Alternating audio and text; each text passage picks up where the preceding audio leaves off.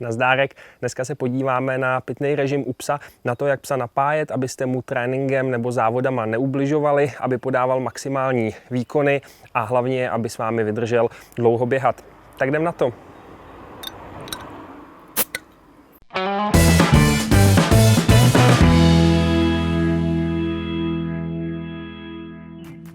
Napájení nebo chcete-li hydratace je mimořádně důležitá část práce se psem a rozhodně se netýká jenom canicrossu a je dobrý na ní myslet, ať už se psem děláte sportovní kinologii, agility nebo třeba lovecký výcvik. Dneska si to video rozdělíme do dvou částí. Nejdřív si řekneme něco trochu k teorii a potom se vrhneme na praxi. Pokud tě teorie nezajímá, můžeš tu první část rovnou přeskočit, ale vhodně přijdeš. Voda je mimořádně důležitá, na tom se shodneme asi všichni. Zatím každý, kdo zkusil žít bez vody, tak ještě předtím, než se to naučil, tak zakapal. Což je podle mě docela dobrý argument, že prostě vodu v životu potřebujeme. Voda je tak důležitá, že pejskovi stačí ztratit asi 15% celkové tělesné vody k tomu, aby ho to ohrožovalo na životě. Takže napájet psy a starat se o jejich hydrataci je naprosto zásadní. Abychom pochopili, proč se o tu hydrataci musíme starat, řekneme si něco o tom, jak pes vodu získává a jak ji ztrácí. Jak pes vodu získává, vymyslíte sami, zkuste to se mnou. Jasně, jste dobrý. Vodu získává sežrádlem, protože většina toho, co pes sežere, je tvořený nakonec vodou. Vodu pes získává pitím a poslední způsob, jak pes získává vodu, jsou metabolické pochody, při kterých se voda tvoří, ale to je zanedbatelný a nemusíme se o tom dál bavit.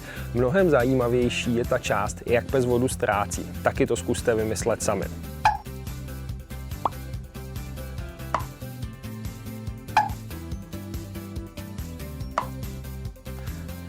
No jasně, vy jste fakt dobrý, vy jste to zase dali. Ale stejně si to spolu ještě jednou zrekapitulujeme. Pes ztrácí vodu několika způsobama. Jednak je to močí, jednak je to stolicí, to je jasný, jednak je to slinama, pocením a dejcháním. To pocení a sliny není u psa až tak zásadní. Pes se skoro nepotí, má jenom trochu potní žlas někde na packách, takže na to můžeme zapomenout. Ty sliny můžou být významný, ale není to takový procento, ale co je naprosto zásadní, jsou právě ty vodní páry při dejchání. Když pes dejchá, tak ztrácí vodu, čím víc dejchá, tím víc vody ztrácí. Pojďme si teď spolu nakreslit takový jednoduchý graf, kde si to ukážeme, protože já miluju grafy. Nakreslíme si graf, kde na jedné ose budeme mít spotřebu vody, na druhé ose budeme mít 3 různý psy. Jeden bude bydlet doma, ležet na gauči a chodit se venčit na zahradu, ten se bude jmenovat Punťa, pak tam budeme mít jednoho sprintového psa, který běhá v řádu několika desítek minut maximálně a pak tam budeme mít jednoho psa, který běhá dlouhý tratě, řekněme Yukon Quest. Ať je to takový drsný. Doufám, že Quest se píše takhle. No a jaká bude jejich spotřeba vody? Část vody se ztratí močí. Část vody se ztratí stolicí. A pak významná část vody se ztratí dýcháním ve formě vodních pár. No a co se děje, když pes má nějakou zátěž? Je to sprintový pes.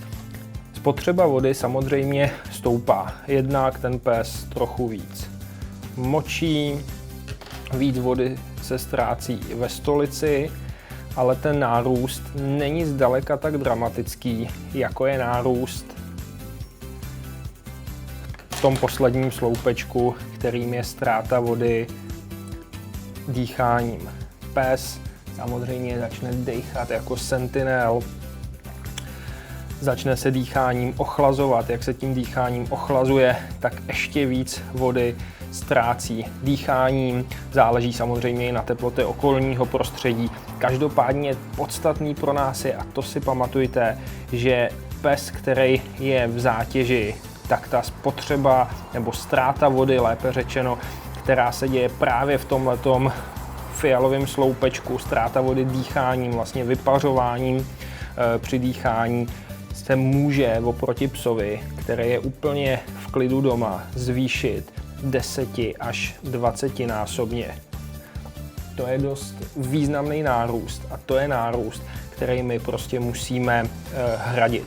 Říkat si, jaký čísla jsou konkrétní u těchto dvou sloupečků, moc nejde, protože pro 10kilového psa to bude samozřejmě jiný než pro 20kilového psa, ale udělejme si takový model, že pes, který má 20 kg, to bude mít někde na 1500 ml denně, který každý den prostě spotřebuje a ztratí močí, stolicí a vypařováním při dýchání. Máme tady ještě jednu kolonku, to je ten nejdrsnější pes, který prostě běží několik dní v kuse. Tam ty ztráty budou narůstat ještě výrazněji.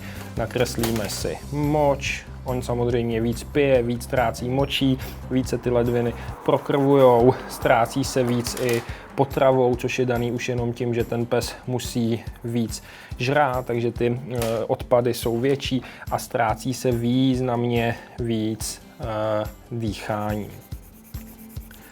Tahle ta kategorie psů, ta poslední, je dost specifická a nebudeme se o ní bavit. Nás zajímají psy, s kterými všichni běháme. Psy, který prostě mají výkon v řádu několika desítek minut nebo i hodin, ale neopakuje se několik dní po sobě.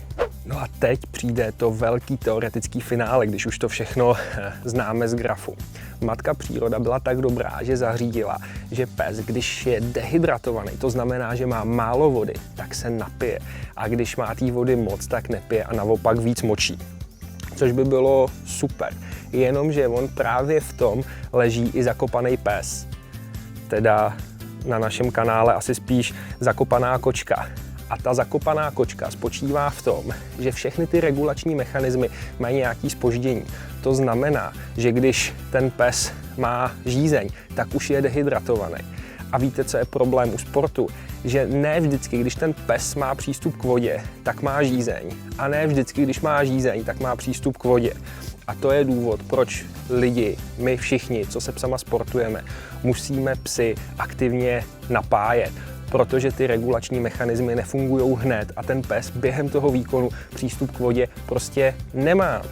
Teď, když už nám snad i nevěřící Honzové věří, že psy je potřeba napájet, tak se koukneme na to, jak psy napájet v praxi. Čili tohle to je ta důležitá část a část, kterou prosím vás, když se psama sportujete, dělejte pořád a nezapomínejte na ní a nekašlete na ní. Na saňových psech se dělala spousta výzkumů, jak je napájet. Na druhou stranu saňoví psy pracují několik dní v kuse nebo aspoň mnoho hodin za sebou, takže to napájení je tam mnohem víc, jak se píše v těch studiích, mnohem víc triky.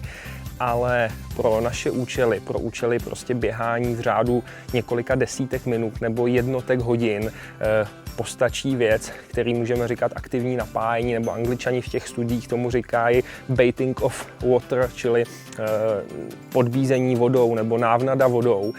A spočívá to v tom, že prostě tu vodu musíte něčím ochutit, aby ji pes pil, protože když mu dáte samostatně napít vody a on nemá žízeň, tak co udělá? To je dost složitá otázka, co? Nenapije se. Já jsem to prostě věděl, že jste fakt dobrý. Takže musíte tu vodu něčím ochutit. Těch způsobů, jaký můžete ochutit, je celá řada. Můžete použít trochu konzervy, můžete použít rozmočený granule. V každém případě musíte použít těch ochucovadel strašně málo, aby to psovi neleželo v žaludku, aby to dobře strávil. Nám se v týmu Běhej se psem výborně osvědčil přípravek, který se jmenuje Mamut, který nejenže těm psům většinou chutná, ale hlavně jim dodá energii, kterou potřebují pro ten výkon. Takže my jednoznačně používáme Mamuta. Kdo by to chtěl vyzkoušet, tak se může podívat dolů do popisu videa, kde je link do shopu, kde se ten přípravek dá koupit, třeba jenom vzorek na vyzkoušení, jestli to chutná vašemu pejskovi. Máme ochucenou vodu a zbývají nám dvě poslední zásadní otázky. Kolik té vody psovi dát a kdy mu ji dát. Spočítat, kolik vody psovi dát, je prakticky nemožný. Na tom se shodnou veterináři, na tom se shodnou všechny ty studie, které se na psech dělaly. Ten důvod je takový, že hrozně záleží na tom, jaká je teplota, jak je ten pes chlupatý, jaká je vlhkost vzduchu. Takže nějaký jako velký teoretický počítání nemá moc smysl. A tady se musíme obrátit na praxi. Ta praxe trvá už prostě desítky let a je vyzkoušený, že to funguje. Když to zjednodušíme, že každý běhá s různě velkým psem, tak psovi musíte dát 15 ml na kilo jeho váhy. A nebojte se zaokrouhlovat. Takže když máte pejska, který má 30 kg, tak mu dáte zhruba půl litru vody. Když máte psa, který má 10 kg, dáte mu zhruba 2 deci vody. Když mu dáte moc brzo, je to k ničemu, protože to třeba po cestě na závody nebo na trénink prostě zase se ztratí, vyčurá to a zase se může dostat do nějaký dehydratace, kdy mu ta voda vlastně schází. Když mu to dáte moc před tím výkonem, tak to má všechno v žaludku, blbě se mu běhá, může tam být i samozřejmě nějaký riziko jako zranění, že plný žaludek a běhání u psů je špatně, to prostě všichni víte. Takže je potřeba to vybalancovat. Ideální doba je 2 až 3 hodiny před tím výkonem. To funguje úplně super. Ty psy to nemají v žaludku, už se to stačí vstřebat ze střev do krve, dostat se to k buňkám, což je vlastně ta hydratace, o kterou nám celou dobu jde. Takže 2 až 3 hodiny před výkonem 15 ml na kilo živý váhy. Takhle jednoduchý to je. Dá se to samozřejmě dělat i mnohem složitějc a sofistikovanějc, nicméně tenhle ten základ, o kterém jsme si povídali, pro většinu lidí naprosto stačí a důležitý je, že ho zvládnou dělat. Ještě jedna otázka vám může vytanout v mysli. Co když jste celý den v práci, sedíte u počítače, přijdete prostě v 6 večer a chcete jít s tím psem běhat, nechcete čekat 2 nebo 3 hodiny, protože to už chcete být zase v pelechu. Jak to udělat v takovéhle situaci? I to se dá vyřešit, když tomu psovi dáte nabít aspoň hodinu před tím výkonem, což je tak na to, abyste se prostě sami převlíkli a někam s tím psem dojeli, tak to stačí. Není to ideální, ale když dáte napít hodinu před výkonem, je to lepší, než když mu nedáte napít vůbec a zároveň už toho nemá tolik v žaludku. V téhle situaci bych doporučil trochu zmenšit to množství vody, který mu dáváte, nedát mu třeba 15 kubíků, dát mu 10 kubíků na kilo, prostě aby toho neměl tolik v žaludku, ale aby byl aspoň trochu hydratovaný. Protože ta hydratace je z hlediska zdraví toho psa a výkonu toho psa naprosto zásadní. Dneska jsme si ukázali, jak je napájení důležitý. V příštích dílech nás čeká série rozhovorů s několika zajímavými závodníkama, tak se zeptáme jich, jak to dělají. Jestli se vám to líbilo, nezapomeňte odebírat náš kanál, dát palec nahoru, prostě taková ta klasika a uvidíme se příští pondělí.